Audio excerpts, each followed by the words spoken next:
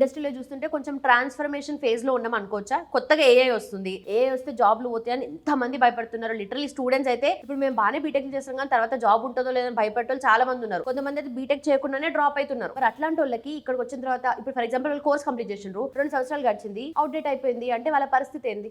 Like మీరు అన్నది కరెక్టే. సో మొత్తం ట్రాన్సిషన్ ఫేజ్ లో ఉంది అని అన్నారు. సో ఒక లాస్ట్ 2-3 ఇయర్స్ నుంచి ఇదే మాట మాట్లాడుతున్నారు.